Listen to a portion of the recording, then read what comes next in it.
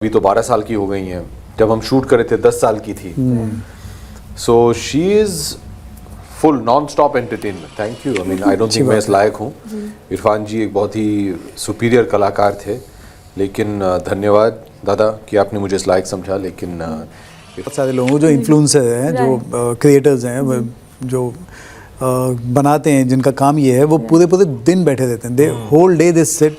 ताकि यार सड़क पे चलते चलते आप किसी को देख लेंगे वो कुछ अद्भुत कर रहा है तो ऐसे लगता है कि यार ऐसे किरदार करना चाहिए, ये इसको याद रखना चाहिए, वो दूसरा किरदार जो है उसमें हम लोग इस्तेमाल कर सकते हैं। देखिए ये वो जो शब्द है एक्सपेरिमेंट, मुझे इससे घिन आती है। नमस्कार, मैं हूँ सोनाली नाइक और आप देख रहे हैं TV9। और आज हमारे साथ है दो दिग्गज। हमारे साथ है रेमो सर और हमारे साथ है अभिषेक बच्चन सर। मेरी आवाज़ के लिए माफ़ी चाहूँगी, आवाज़ थोड़ी सी बैठी हुई है। ये बहुत सुंदर है। TV9 में आप सभी का बहुत बहुत स्वागत है। Thank you. ट्रेलर बहुत अच्छा लगा, बहुत प्यारा लगा।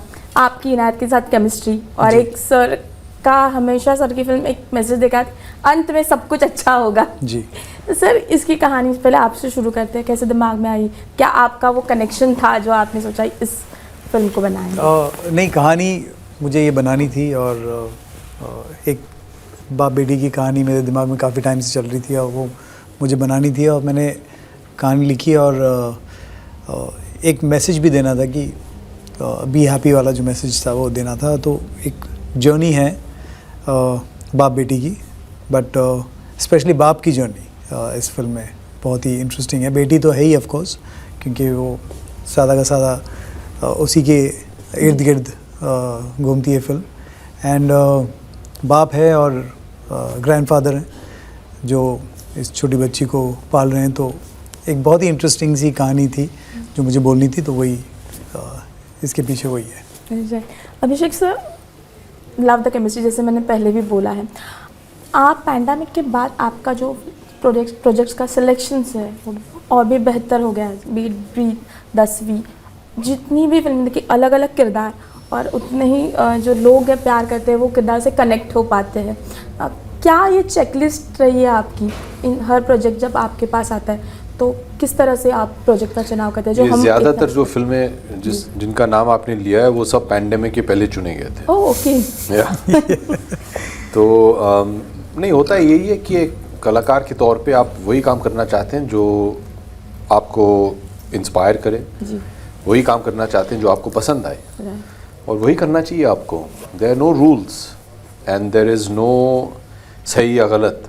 कोई ये नहीं बोल सकता कि ये करोगे तो ये हिट पिक्चर बनेगी। कोई ये जानता नहीं है। You have to do films that you believe in. Right. और इनायत के साथ वर्किंग एक्सपीरियंस, क्योंकि मैंने एक डे आउट स्टोरी की थी उसकी, जब वो ऑलमोस्ट 3 साल की थी। हाँ। तभी उसने इतना भर भर के कंटेंट दिया था हमें। जी जी जी।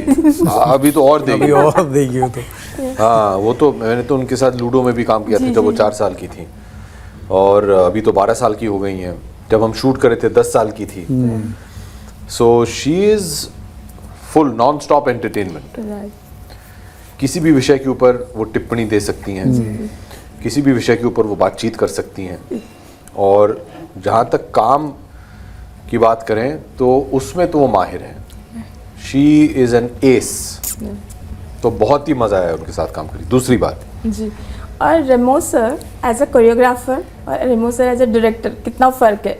बहुत फ़र्क है जी। बहुत फ़र्क है, ख़ास करके इस फिल्म में। देखिए 2-3 और पिक्चरें अगर वो मुझे मौका देंगे तो तब मैं बता पाऊंगा, लेकिन इस फिल्म में उनका जो स्टाइल था, रेमो जो कोरियोग्राफर हैं उसमें बहुत अंतर बहुत है।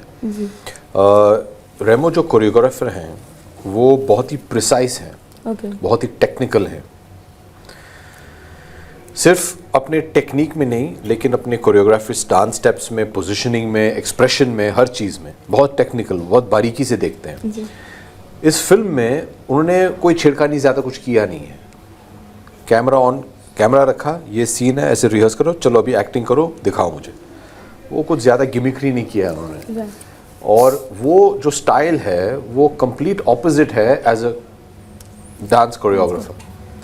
तो वो मुझे बड़ा अच्छा लगा, क्योंकि it shows the variety and spectrum of his talent, कि ये भी इनमें क्षमता है कि वो ये भी कर सकते हैं। बिल्कुल। ये ज़रूरी नहीं है कि क्योंकि मैं कोरियोग्राफर हूँ तो हर चीज़ एक डांस की तरह मैं ट्रीट करूँ। वो अपने एक्टर्स को बहुत प्यार करते हैं और अपने एक्टर्स में बहुत विश्वास रखते हैं कि ये देखिए मैंने इन्हें चुना है, ये अपना काम जानते हैं, अभी उनको करने दो। And only the greats have that confidence. But sir how do you manage, मतलब रियलिटी शोज जज भी कर रहे हो आप, वो बना भी रहे हो, फिल्में भी बना रहे हो, उसके अलावा कोरियोग्राफी भी कर रहे हो, तो किस तरह से टाइम मैनेजमेंट जरा हमें बताइए। नहीं बिल्कुल नहीं, मतलब बहुत ही आराम से हो जाता है, क्योंकि सबको ऐसा लगता है कि मैं टीवी जो है मैं रोज़ करता हूँ और कोरियोग्राफी जो है मैं वो हर महीने करता हूँ, और नहीं, मैं बहुत ही टीवी हफ्ते में एक बार करता हूँ। और कोरियोग्राफी जब मुझे भगवान की दया से आज उस मुकाम पे आ गया हूँ कि मैं चूज़ कर सकता हूँ कि मुझे ये करना है नहीं करना है, तो वो मैं वही गाना लेता हूँ जो मुझे ऐसा लगता है कि मुझे करना चाहिए, तो उस हिसाब से वो हो गया। और फिल्में जो हैं वो वही बनाता हूँ जो मुझे बनानी है, तो इस हिसाब से टाइम मैनेज आराम से हो जाता है। और ऐसा कुछ नहीं है कि मैं बहुत दिखता बहुत ज़्यादा हूँगा आपको, तो शायद वैसे लगता है, जैसे कि मुझे बहुत बार ये बहुत कमेंट मिलता है कि अरे तेरे को टाइम मिल गया रील से टाइम मिल गया क्या तो ऐसे रील में मुझे 30 सेकंड लगते हैं बनाने में, तो मुझे ऐसा कुछ नहीं है। तो but I guess creative person वो रील बहुत आसानी से बना सकता है। अगर मैं रील बनाना चाहूँ तो मुझे वो आधा घंटा क्या बनाऊँ। बट मैंने देखे हैं बहुत सारे लोगों को जो इन्फ्लुएंसर हैं, जो क्रिएटर्स हैं, जो बनाते हैं, जिनका काम ये है, वो पूरे दिन बैठे रहते हैं, they whole day they sit and they plan कि आज मुझे ये बनाना है, कैसे करना चाहिए। तो मैं उनको देखता हूँ, मैंने बोला यार अच्छा ठीक है, वो उनका काम है, उनका तो बिजनेस है बेसिकली वो, कि वो करेंगे तो ही उनको वो होगा, बट मेरा वो काम नहीं है। तो इसलिए मुझे 30 सेकंड लगते हैं, मेरे को जो बनाना होता है मैं ऐसे ही रैंडमली बना लेता हूँ शायद, तो वही है, तो ऐसा टाइम हो जाता मैनेज। अभिषेक सर, मैं आपसे एक बात शेयर करना चाहूँगी। I want to talk to you and Sujeet sir से जब इंटरव्यू किया था मैंने, तब उन्होंने बोला था कि इरफान सर के जाने के बाद जो एक उनके किरदार को जस्टिफाई करने वाले जो कोई एक्टर है वो नहीं थे, वो आप वो कमी जो है वो भर के निकाल दो। Oh really? Yeah. Wow. He said that. What do you have to say? Thank you. I mean I don't think मैं इस लायक हूँ। इरफान जी एक बहुत ही सुपीरियर कलाकार थे, लेकिन धन्यवाद दादा कि आपने मुझे इस लायक समझा, लेकिन इरफान जी तो मुझसे बहुत बड़े हैं। But the way you acting, जैसे गुरु से लेकर हम आपको देख रहे हैं, कभी भी अभिषेक बच्चन का नाम जब जुड़ जाता है तो अगर हम देखना चाहे फिल्म, तो हमें पता है कि इसमें कुछ तो होगा ना जो हमें वो देखनी चाहिए। तो कौन सा अब किरदार बचा है, या और कुछ जो आप एक्सपेरिमेंट करना चाहते हो? या मैं देखिए, ये वो जो शब्द है एक्सपेरिमेंट, मुझे इससे घिन आती है, क्योंकि एक्टर एक्सपेरिमेंट नहीं कर रहा है। एक्सपेरिमेंट जब बोलते हैं ऐसे लग रहा है कि कोई रिस्क ले रहे हैं, ये शायद ना भी चले लेकिन एक्सपेरिमेंट कर रहे हैं। नहीं, एक एक्टर वो एक ऐसी काम कर रहा है जो उसे अच्छा लगे, जो उसे लगे कि ये एक अच्छी कहानी है, ये सुनानी चाहिए, ये दिखानी चाहिए, बस वही है। तो कौन सा फिर किस तरह का किरदार है जो आप करना चाहते हैं? ढेर सारे हैं। रोज कोई ना कोई अच्छा आइडिया मिलता है कि यार सड़क पे चलते चलते आप किसी को देख लेंगे, वो कुछ अद्भुत कर रहा है, तो ऐसे लगता है कि यार ऐसे किरदार करना चाहिए, ये इसको याद रखना चाहिए, वो दूसरा किरदार जो है उसमें हम लोग इस्तेमाल कर सकते हैं। So you are like a sponge, you always absorbing, you should always be open to doing new stuff.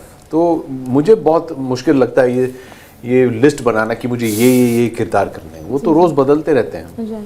Looking forward it, आप करते रहिए, हम देखते रहेंगे। वेल रमेश सर, एक यहाँ पे रियलिटी शो की दुनिया फिल्म में दिखाई है जी। बाहर भी कई रियलिटी शो है, शायद आपने शुरुआत की थी, और अब तो हम टीवी पे बहुत सारे रियलिटी शोज देखते हैं, और जब रियलिटी शो देखते हैं बच्चों पर पेरेंट्स का प्रेशर भी होता है। कई बार हम देखते हैं जब बैकस्टेज इंटरव्यूज भी करते हैं तो कभी बच्चा इंटरेस्टेड नहीं होता, बट पीछे से पेरेंट्स बोलते हैं अरे तू ये करके दिखा, तो वो करके दिखा। तो इस प्रेशर के बारे में क्या करिए और कैसे बैलेंस आउट किया जा सकता है?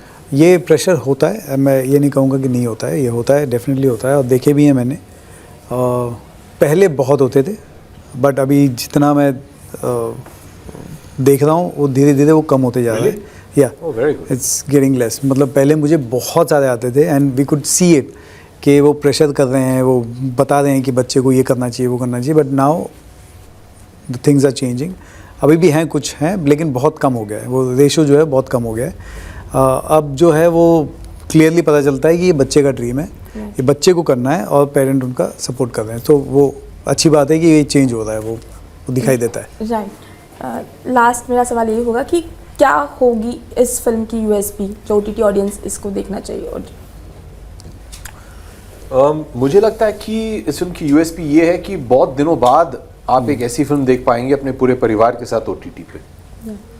ओटीटी पे आजकल बहुत कुछ ग्राफिक हो रहा है, ऐसे देखें तो कंटेंट ऐसा शायद बन रहा है जो आप अकेले देख पाएं, लेकिन शायद पूरे परिवार के साथ 2-3 पीढ़ी एक साथ बैठ के, दादा दादी, पापा मामा, भाई बहन, बच्चे सब एक साथ बैठ के शायद ना देख पाएं। और मुझे लगता है कि बहुत दिनों बाद एक ऐसी फिल्म आ रही है जो आप पूरे परिवार के साथ बैठ के देख सकते हैं। बहुत साफ सुथरी फिल्म है। जी agree. You want to add? बिल्कुल सही, जो बहुत अच्छी तरीके से डाला है कि पूरे परिवार के साथ एंजॉय करिए एंड फिल्म देखिए। थैंक यू सो मच, हमसे बात करके बहुत बहुत शुक्रिया। Thank you.